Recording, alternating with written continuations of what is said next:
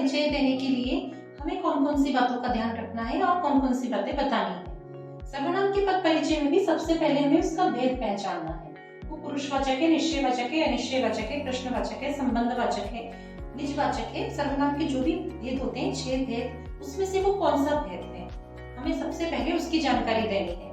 और अगर वो पुरुषवाचक है तो कौन से पुरुषवाचक है, उत्तम पुरुषवाचक है, मध्यम पुरुषवाचक है या अन्य पुरुषवाचक है। अब आप सोचेंगे कि ये तो बहुत लंबा चौड़ा काम हो गया।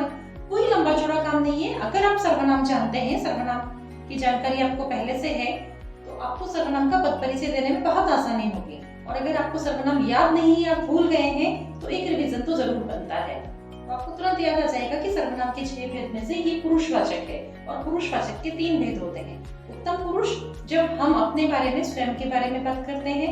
मध्यम पुरुष जब हम अपने सामने उपस्थित व्यक्ति के बारे में बात करते हैं। और अन्य पुरुष जब हम किसी और के बारे में, जो वहां पर नहीं है, उसके बारे में बात करते हैं, तो वो अन्य पुरुष होता है।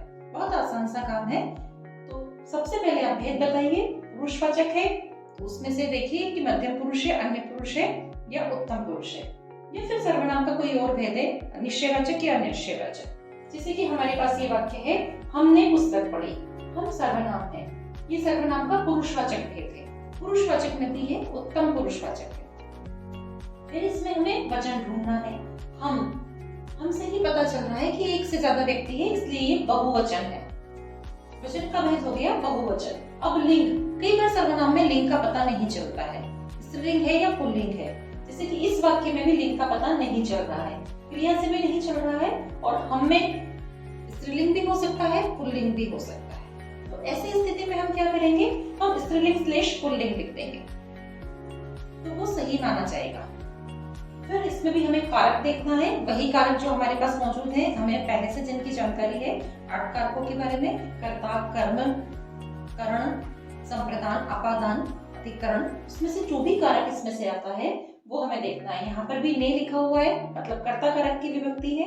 मान लीजिए विभक्ति नहीं होती तो हम कैसे पहचानते कारक को, हम क्रिया के हिसाब से पहचानते हैं कि क्रिया किस पे प्रभाव डाल रही है, किसको अभिव्यक्त कर रही है, मुख्य काम करने वाला किस काम के लिए आगे बढ़ रहा है, वो कर्म है का कार्य कर रहा है कि कर्ता की जगह पे प्रयुक्त हुआ है। उसी के हिसाब से हम कारक को पहचान जाते हैं। तो सबसे अंत में आपको कारक पहचानना है और आपका सर्वनाम का पद परिचय कंप्लीट हो जाता है। जैसे कि वह बाजार गया, वह सर्वनाम शब्द है। वह सर्वनाम शब्द भी पुरुषवाचक सर्वनाम का ही उदाहरण है।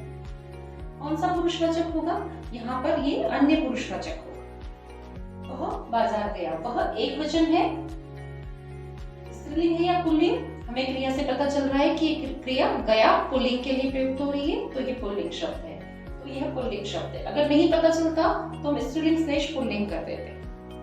अब इसमें कारक कौन सा है, तो देखिए बाजार जाने की क्रिया वह के द्वारा हो रही है, तो ये कर्ता कारक है। इस प्रकार आप आसानी से सर्वनाम का पद परिचय दे सकते हैं।